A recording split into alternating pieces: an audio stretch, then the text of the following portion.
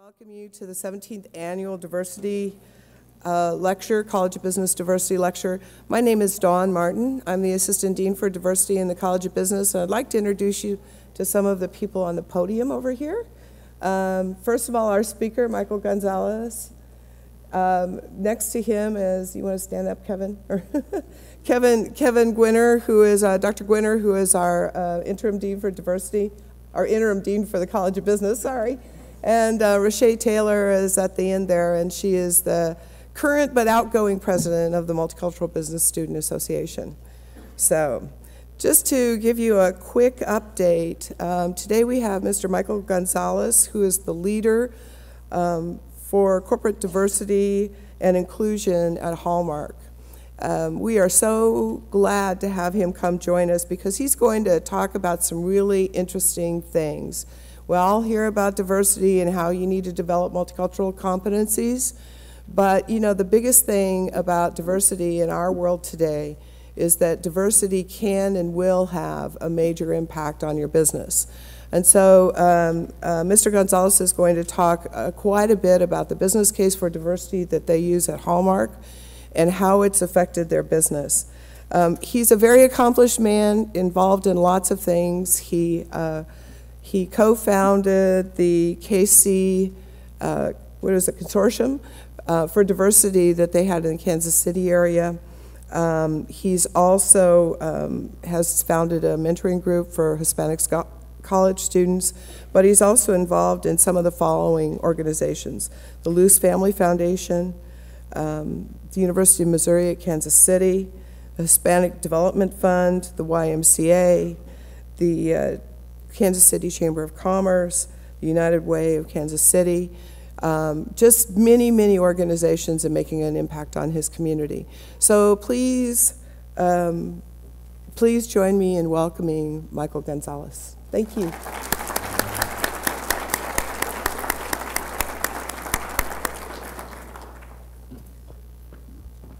I'll give you this. You want to just put it on the little power?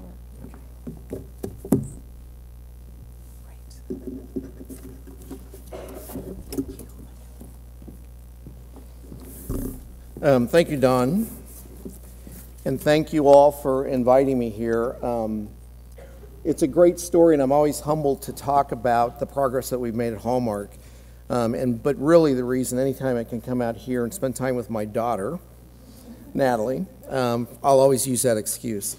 What I'm going to share with you today is an interesting proposition I think that we did and are doing currently at Hallmark. And we're going to break it down. I'm going to tell you a little bit about myself. I'm going to tell you a little bit about Hallmark. And then I want to get into the business case. Diversity and inclusion is such a large shoreline that when I start talking, and the people I've talked to this morning probably realize that I could go on and on. I notice they kind of have a tendency to want to walk away. But it's really a lot of great things, and there's a lot of things that we probably need to and want to embrace right now. So I'm going to spend some time explaining how we got to where we're at in 3 short years that I've been the leader of diversity and inclusion at Hallmark. And I'm going to show this also with the help of some of the work that my employee resource groups helped and participated in. I'm going to use acronyms, and so I'll try and spell it out the first time, but if not, raise your hand, please, and say, what is that? Diversity and inclusion I'll refer to as either diversity inclusion or D&I. Employee resource groups I'll probably refer to as ERGs after a while, and I think that's just habit. But we notice that when employees first come into Hallmark, they get hit with tons of acronyms, and we realize that they're kind of in awe and trying to figure out what the heck we're talking about. So please stop me if you're saying I didn't understand what that is. The other thing that I have found in this role is the power of video. So for my linear thinkers, my black and white thinkers, my metrics and stats thinkers, when I talk about D&I, it's really tough because it is intangible. It's just something that you can't measure. It's just something you can't, it's a touch, it's a feeling. And so what helps me with that is the power of the video. It helps bring what I say, those stats and those metrics into a 3D realm. And it helps people understand things better, and in this case, I think diversity and inclusion better. And so I'm going to intersperse my speech with a few of those videos. So let me get started.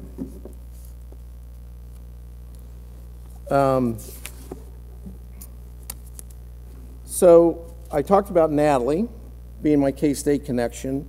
I was talking to the dean and said that a lot of my friends are retiring now. I've got 3 in college, so I think I'll be doing this diversity inclusion for some time. My personal highlights was that I am a child of Mexican parents. They came up to the U.S. when they were very young, probably 5 or 6 or 7, and settled in Atchison, which is just north of Kansas City. Strong work ethic from my grandparents, and it was cascaded on down to my parents to the point where my parents at different times probably went as far as the 8th grade. The thing that I found compelling about that is that when they got married, when Dad got back from the war, they made a conscious decision to say, how are we going to enhance the odds of our children being successful? And so they made a decision to minimize our heritage. They wanted us to assimilate into the American culture because they thought that that was the best way that we would be successful. And it was. My brother and sister have bachelor's degrees and I have a master's degree, and so that worked. I'm probably one of the many that don't speak Spanish, or at least I think I butchered the mother tongue enough to make it embarrassing. But I didn't realize until Mother was sick, and we had a lot of heart-to-heart conversations on how painful that was for her and Dad to sit back and say, no, we're not going to teach them Spanish. We just want them to learn the American way. And that's the difference between, I think, now and then. There wasn't diversity, there wasn't inclusion, there wasn't equity, there was assimilation. In order for you to be successful, you had to adapt. And I think now in 2016, the world's a little different place. It doesn't mean that there's still not speed bumps and there's still not critics, but I think multicultural students are feeling a little more comfortable being themselves. And you see people, old people like me, that are sitting back going, we want to go back and recapture what we lost. And so I think that's why I'm involved in this and involved in the community way more than I should be, probably because I want to give back and pay forward. As far as my business experience, I'm an HR professional. I got my bachelor's degree in art. Went to one of the professors and said, okay, I'm not really sure if I can make a living with that, so help me out. And he suggested a counseling degree, and in the counseling department at Emporia State, they had different areas you could focus in. And I focused on human resources, and I've been doing it ever since. I've been loaned out every now and then when I worked at different companies. One of the best gigs I had was I was the media center manager for Sprint at the World Cup games in Chicago. So my office was Soldier Field for a year. My home was the Park Hyatt off Chicago Avenue. So I won't argue with that one. So let me explain a little bit about Hallmark. Hallmark's been around for about 105 years. Their headquarters is in Kansas City. Actually, J.C. Hall, the founder of Hallmark, came down as a young man with a box full of postcards, and his home was the YMCA, and he started to sell these postcards door to door. And 105 years later, here we're at. Hallmark has always been very proactive in regards to embracing the minority communities. Way before it was probably pressure or vogue, they were one of the first pivotal corporate partners to help sponsor the En-ROADS program, so if some of you are familiar with En-ROADS. And then most recently, we were the first corporation to join the LGBT Chamber of Commerce in Kansas City, and actually stood out and said, if you want to use our name, Don said, if you want to use my profile, have at it. And so the gay chamber has been very, very receptive and very supportive of Hallmark and appreciative of what we do. But let me show you the first example for some of you. Even though it's a brand name and most of you know Hallmark, let me give you just kind of an example of who we are. It's fantastic. Dig in, everyone. Happy holidays. Honey, the food looks fantastic. The coconut oil makes the vinaigrette. What's this? That is seaweed and lavender. And this here? It's a tofu brick with scallion wash. I'll tell you what, I'll just have the ham. Pass the ham, please. Dad, we're not having ham this year. What do you mean you don't have ham? It's Christmas. We decided as a family to go vegan this year. In fact, most of this has been grown right in our own backyard. You snipped it today. Sweetheart, you need some money for the ham. Is it a money thing? Harry. Dad. Where's the ham? Dad, H-A-M, ham. Somewhere there's gotta be ham in this. Dad. If your mother was alive today, she'd roll over in her grave. Let there be ham. No ham. No ham. But I got you this. I wish I could eat it. Me too. So that was one of our ad campaigns that we did at Christmas time. So you may have seen that. And that is what we call kind of a mass appeal commercial. It's going to resonate with probably about every consumer segment there are. But one of the things that we had realized with the help of my ERGs is that there's a large, diverse consumer base out there as well. And it's a consumer base, I think, by size, number, and mind power that you can't ignore. One of the things being in D&I, diversity inclusion, is that I realize that diversity inclusion isn't in everybody's DNA. And one of the common denominators I found that was really important was that none of our business leaders would turn away from $1 for revenue. And so I think by flipping the narrative and showing our business leaders the value and importance of embracing the diverse consumer out there started to resonate with them. And so let me show you another. Paulito, ¿me puedes dar ese suéter? ¿This? No, el suéter. El suéter. Gracias. ¿Y me puedes dar el abrigo verde junto a la mesita a tu derecha, por favor? What? ¿Sabes? Ay, te voy a llevar conmigo. Ay, te voy a extrañar tanto, Pablo. How's it going in here? Good. Mamá, apúrate. Dave ya está en el coche. Ya sé. Es que lo voy a extrañar tanto. Puedes venir tan seguido como quieras. Yo sé. I don't understand. She misses you already. You ready? Estoy tan agradecido por todo lo que me has dado. Qué orgullo amarte, mi habilidad.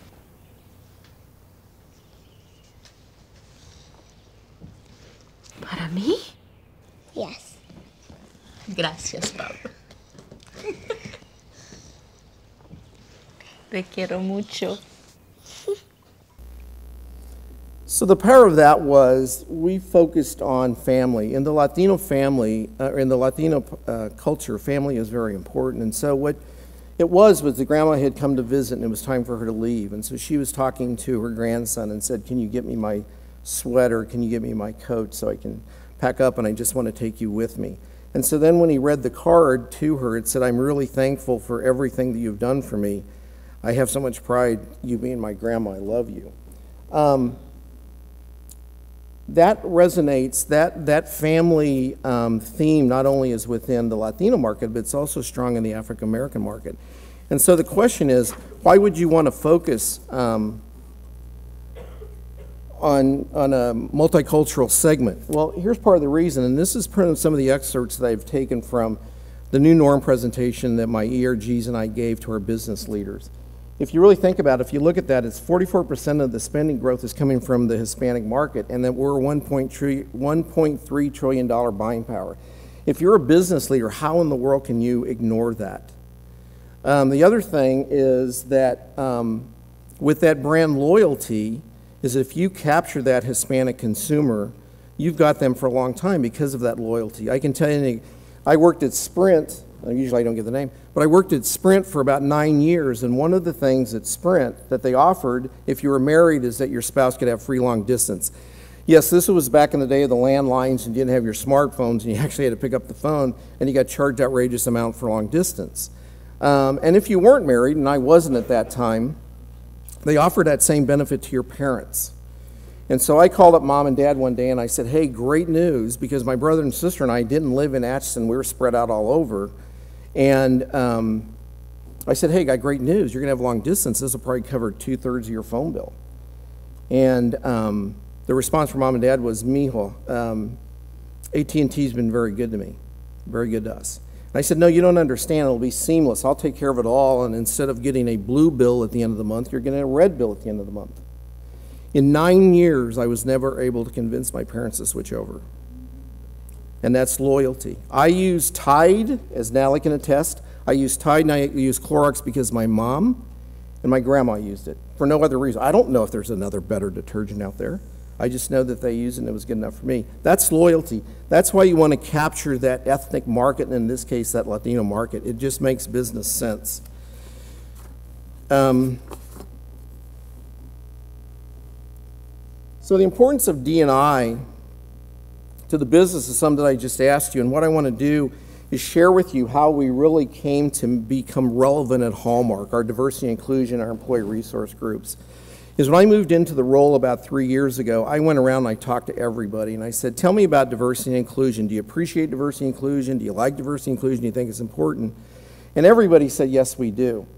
And of course, all the management up through the executives said, yes, we do. We love it, we enjoy it, we embrace it, we do all that. And so I started to launch a couple of initiatives. And they floundered, they weren't working. And I couldn't figure out why they weren't working. But then I figured, I reflected back and I said, if you really think about it, I just gave a loaded question to this management group. Because if I'm sitting there in my office and the new D&I comes into my office and he says, hey, do you appreciate D&I and do you support it? What am I going to do? No. So what I had to do is I had to go back and I had to say, I need to build a business case for diversity and inclusion. And it wasn't the sexy part of my 3 years, but it really laid that foundation to build on and do a lot of the great things that we're doing now. What I did was I reinvigorated the 4 priorities. We have marketplace, workforce, workplace, and community. And I made the decision that we're going to lean into marketplace. One, because that was where the passion was from the employees. They wanted, even though I'm in supply chain or I'm in finance, I want to help Hallmark understand the importance of my community.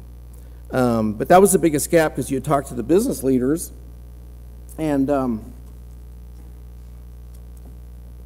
they would say, well, that's a nice thing to do, but we're how? Because we have our research department, we have our consultants, we have our subject matter experts. Sure, if you can find that niche, we'd be more than happy to entertain it. We put together, I brought my ERGs together, and we put together what we call the new norm. And as you saw with the Hispanic headline, I'm going to show you 5 other excerpts from my other 5 ERGs. And this isn't all the diverse community. These are the only 6 diverse group. We only reflect the 6 diverse groups at Hallmark. There's the disabled, there's women, there's Gen Ys. I mean, there's just a bunch, but for the sake of this presentation, I'm just going to talk about 6. But we all came together, and I was sharing earlier that in this meeting, which at that time was XPR, and it was made up of key executives, the people on the business side of the company that was determining marketing strategy, advertising, product, innovation, animation, everything, meet, and they would decide what they were going to work on. Well, sometimes you just ask, and I said, can we come and present? And they said, sure. So I was surprised at that, number one. Number 2 is they were very structured. Is when you went to XPR, you had so many minutes, you had so many slides, and you communicated your message in this format on those slides. I knew that if we did that we would lose that audience, because again, multitasking, I felt that they'd go, geez, this must be a nice thing to do, so I can probably get some stuff done on my laptop. So I knew that we had to be compelling. We had to come into that meeting and we had to capture them from the get-go. And so what we did is we told a story in a storytelling format, which is really atypical of the XPR meeting the way it's set up. And we didn't give the metrics until the very end, because if we knew that we did a compelling PowerPoint, that we would capture them and say, oh, by the way, did you realize that the Hispanic market is 1.3 trillion? Did you realize that the LGBT market is 900 billion?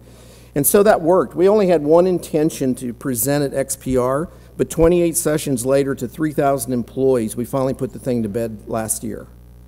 But what that did was it raised the awareness and it raised the credibility of my diverse and inclusion people, my multicultural employees. It helped raise their stock. And so now, 3 years later, we're averaging still just under 9 requests a month from the businesses for us to come in on the early innovation stages around strategy, advertising, marketing, product. And 87% of those come from the business line. We get calls from HR to help us with orientations and staffing, with public relations to come and help them with some of the things that hits the press. But 80%, 87% of the requests come from the people that create the revenue. And I think that's a testament to my ERGs. So what I'd like to do is kind of just take a couple snippets of what each one of my ERGs had shared with the business community at Hallmark. You probably recognize a lot of these names. When the millennials presented to XPR, and we all did it in sequence, we were very strategic. We go, who do we start off with first? And then who can kind of ride that trail, and then who do we close with? We had the millennials come up, and what they did was talked about how they are a instant society, how they've grown up multitasking, how they're impatient. And it was no judgment, it's just is what it is. And we also said, oh, by the way, it's a $400 billion market. And the learning about the millennial presentation was, hey, we do everything on our devices. And we even shop on our devices. And yeah, we may go into a bricks and mortar store, but that may be to pick up the product that we found and researched online. So that was a call out to Hallmark to say, we need to really embrace this digital world and social world and figure out how we can monetize a lot of this stuff.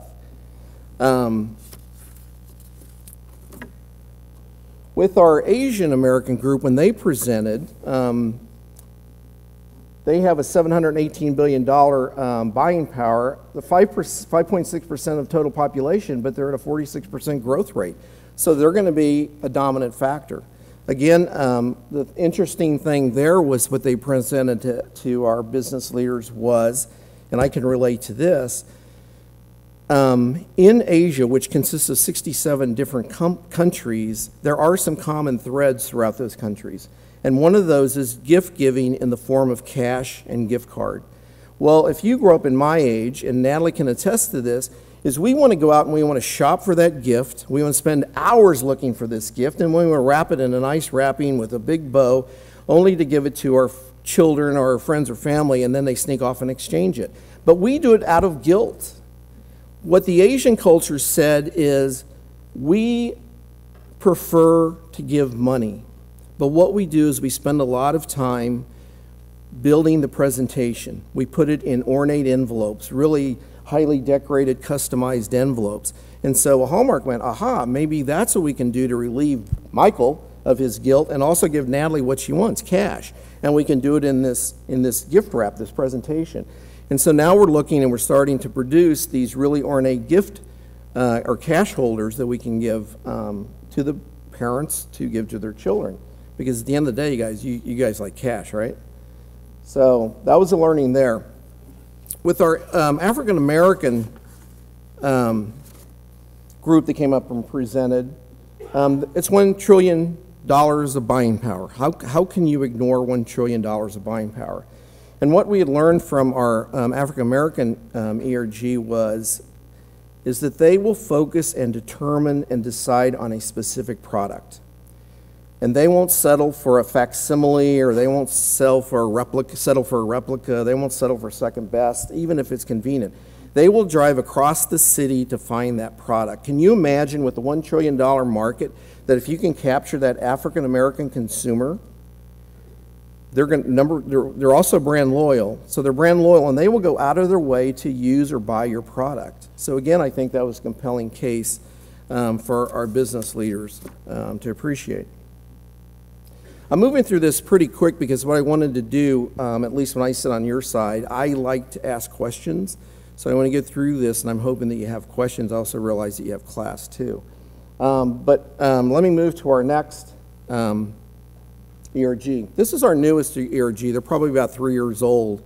It's our military ERG. What they had shared at XPR was the unique proposition that at either end, if you're a parent or a friend of someone that's being deployed, or if you're that individual, that man or woman that's being deployed, there's this angst that happens. You can be patriotic, you can be passionate, but the reality is that you're going to be away from your family, or that individual is going to be away from you. And so what they had shared was that unique proposition of saying, how can we stay connected, and how can we customize that connection once we have it? And so what we had come up with, and we're expanding on it, is books. Storybooks is just one of the examples, where an individual, a man or woman who's being deployed, can read a book in his own or her own voice and record that. And so once he or she goes off to Germany, the Middle East, or Korea, wherever they may go, is that when the other parent at night putting their child to bed opens up that book, it is the mom or dad who's half a world away reading that book to the child. It's a unique connection that we're starting to exploit and use more and more.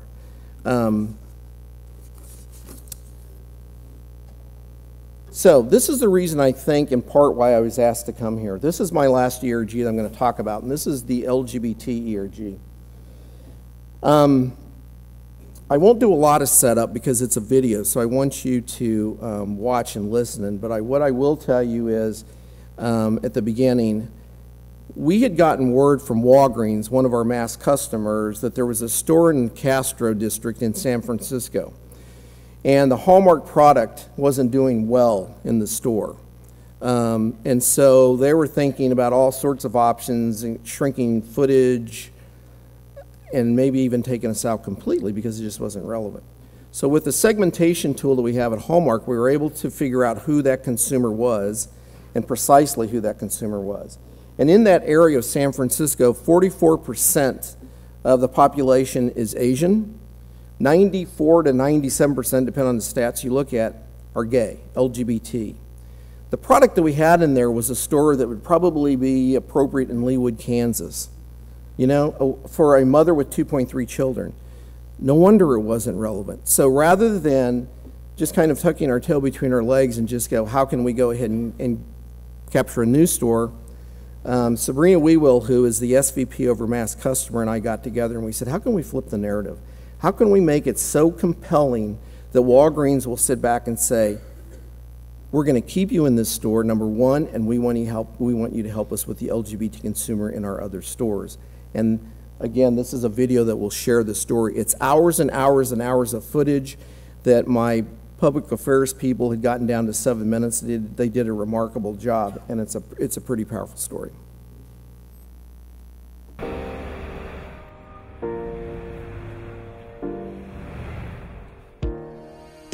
So the Castro store came about when we went on a market tour of San Francisco. It is in a 95% gay and lesbian area, so as they were going to remodel the store, they really didn't see the relevancy. It was not the right mix of cards. What could we do to make the store more relevant to the community? And so instead of saying, oh, okay, or yes, it's not relevant, we said, we have product. We just don't have the right mix in this store. So why don't you allow us to treat it like a flagship? And we'll go back and we'll really challenge ourselves to think about the store differently, and we'll bring something back that's relevant for this community. This was something that we'd never really tackled before. We had done a lot of flagships and premium stores, but we never really tackled this particular segment in any great detail. At Hallmark, we pride ourselves on enriching lives and enhancing relationships, but for so many years we were missing a lot of very important relationships. Everyone was focused with one intention, which is to make the store right, make the right decisions for the community. I don't think there was a Hallmarker that I talked to that didn't feel like this was absolutely the right thing to do.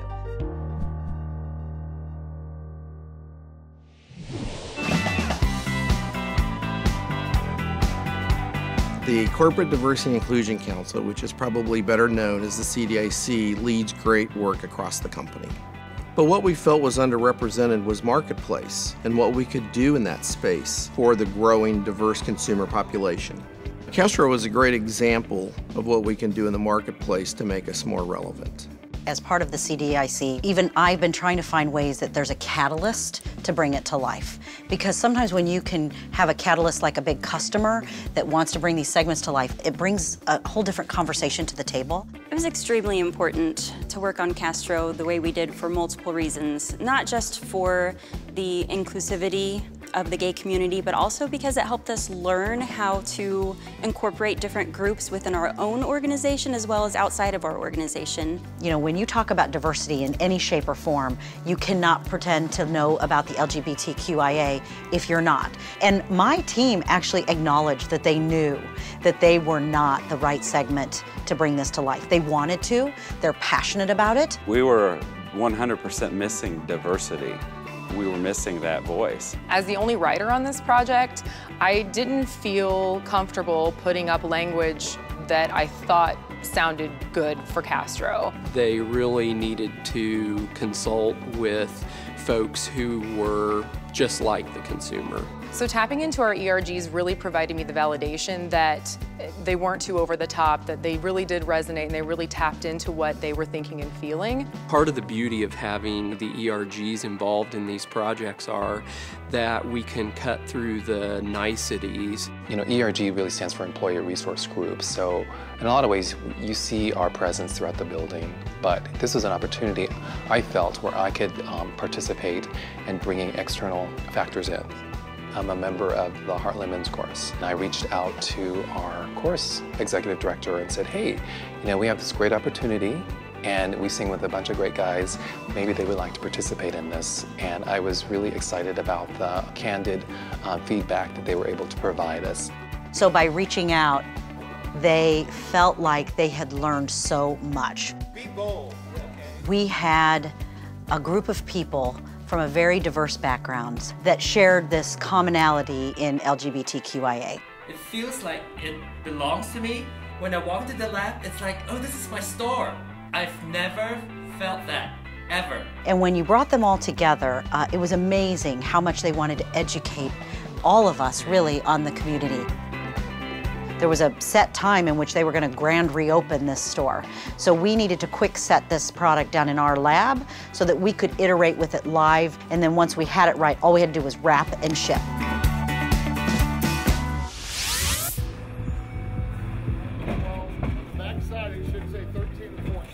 So I think that this store is really inspiring some different conversations to occur. What are the product opportunities now that gay marriage has been approved by the Supreme Court? What are the opportunities we've got to really be the heart of that relationship and really the heart of that occasion, right? We're occasion-based and relationship-based. So if you think about that occasion, we have a lot of opportunities. I mean, the ultimate goal is to make everyone from a diverse background feel at home in front of a Hallmark display. I can support a company that recognizes me and my wife and my children and everybody, and it's really just touching to see that.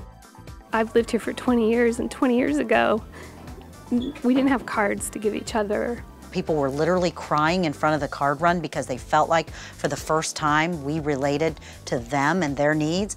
I would love everybody in the nation, in the world to feel that way. I know that feels like a, you know, a Hallmark moment, which it is, and I think that's what we're about. I love this card. It was a great representation just of that shift in perception of who Hallmark is.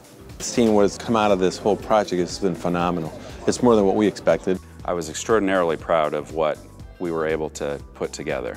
I don't think we've ever put as much into one store as we did this one. I would love to see cards like this everywhere. We've developed a great product selection that we can carry on going forward in LGBT-heavy stores and in other LGBT communities. You are transtastic. It's an awesome card and not one you see every day. I knew that we as a team were completely capable of coming together and creating the perfect display for this community, and I think we've done just that. This was, to me, the biggest proof point that Hallmark, we've still got it, and we're here, and we're doing things that competition can't do, and we're doing things that we just haven't seen in the marketplace before. I feel like Hallmark has made even more strides to be inclusive to our entire customer base. Every life does matter, and we want to touch every person no matter their relationship.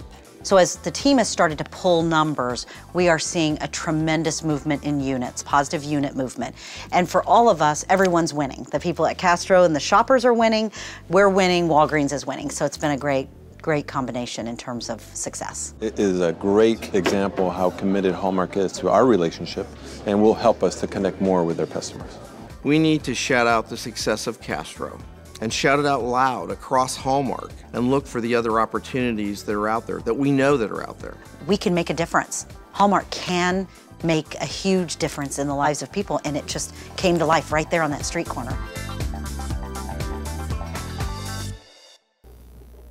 So again, I think the beauty of capturing that was it really brought to life the story of bringing together an employee resource group, a couple of employee resource groups from diversity and inclusion, to partner with the business to come up with a better solution than anyone could have done by themselves.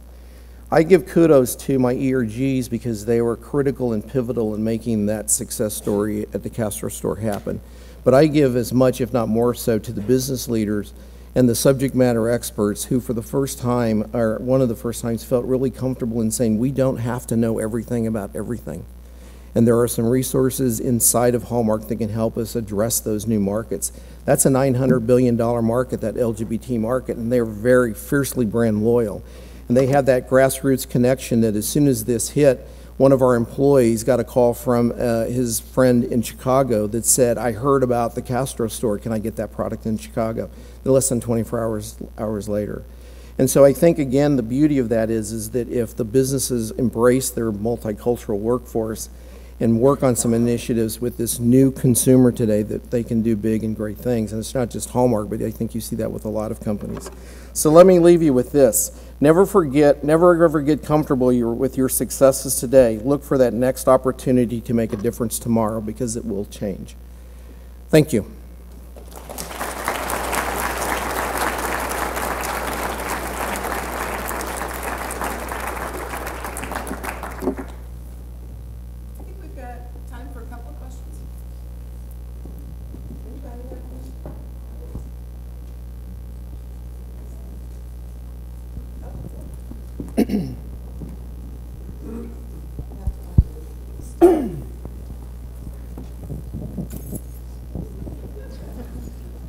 Hi. Just wondering, so it's incredible that you were able to do that with the Castro store. How important has it been for you in the workplace to make sure that equality is recognized and kind of shouted from the rooftops like you did with Castro? What do you mean in regards to other segments? Yeah, with like the LGBT community, you guys Yeah. just got 100% in the equality index. How important was that for you as a leader in the? Oh, it's very important. The question was how relevant and important, if I understood that right, with the workforce. It invigorated the workforce, and it invigorated not only our LGBT employees at Hallmark, but it invigorated everybody else, because it sent them a signal that if they have an opportunity to help contribute to bottom line. And if I'm working in Lawrence in the distribution center all day long, and I know that if I have a great notion that I can go and present that idea to someone, or better yet, get called and asked to come and participate, has gone a long way in regards to the morale. The other thing that's interesting is this just isn't relative to the LGBT market. We have a store in the Pentagon with 27,000 employees in the Pentagon. And they're either military or military related in some form or fashion. So can you imagine taking that store and putting in military relevant product in that store for that consumer buyer base? I mean, I think it's a win-win proposition there as well. There was somebody else who had their hand up.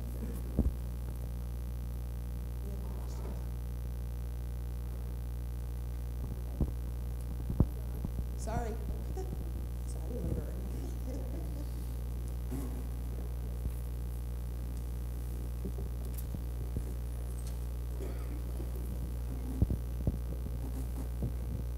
Hi, welcome to K-State. Glad Thank to have you. I'm curious about recruitment for employees. How are your recruiters trained to talk to students, to talk to potential employees about the different opportunities with the ERGs? Because I think that would be a huge selling point for many different demographics. Yeah, I think the beauty of what we've done in the 3 years, at least that I've been in the role, is that, as I mentioned earlier, we're going to lean to the marketplace, but it has impacted the other 3 priorities. In regards to the workforce, what it does is it tells us that we need to have a workforce now that reflects that consumer. And so staffing department is working hard and diligently looking for somebody who is a veteran, somebody who is African American, someone who's LGBT, to come and help us keep that brain power there. The other thing that we've done is we've said with our staffing department is that you need to understand and to be flexible in interviewing students, and so you don't interview them the same way every single time. And if you have a first-generation Latino, that interview may be very different because I am going to be very quiet and very respectful. You have to pump those open-ended questions to get the information out of me. If I'm a millennial or Gen Y, you need to be comfortable that they may ask tons of questions, more questions that you may be asking them. Nothing wrong with that. It's just different.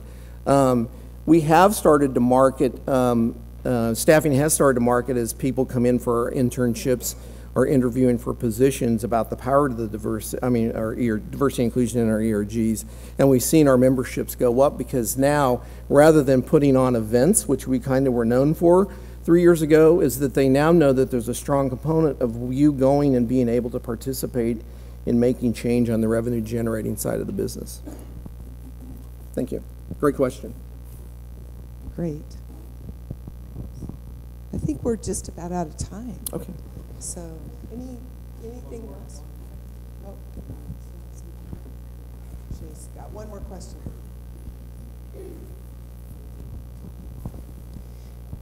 So at K-State, this week is Martin Luther King Jr. Observance Week. And so we're talking about different things like social justice, diversity, things like that.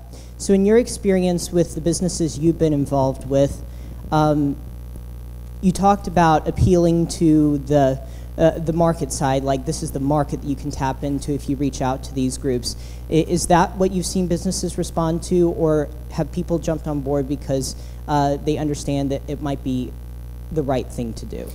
That's a great question, because me being a non-business person, so to speak, is I'm all for the altruistic and it just being the right thing to do. Hallmark had that reputation, and by actions, consistent, sustainable actions, that most of the communities knew that Hallmark was a very friendly company to the minority markets and the cultural communities. And so we kind of were okay with that, and we're very proactive with a lot of African American Month, Hispanic Heritage Month, Pride Week. We do all of that. And so actually, if you remember, we had a debacle a couple years ago where we put out an ornament that we didn't think we could offend anybody. Everybody we did. We offended we changed our Don We Now our gay apparel to Don We Now something apparel. So the teachers were upset because we changed the Christmas song. The gay community was upset because they said, geez, are you not brave enough to use the word gay? The first group that came to us to say, how can we help, was the LGBT Chamber of Commerce, who knew by history what Hallmark had done for them, realized there wasn't any ill intent, it was just a miscommunication. And so, yeah, I think that we do leverage our other three priorities, which is community, so that we do honor like the Martin Luther King Day, as well as our workplace and our workforce. We put energy in that as well.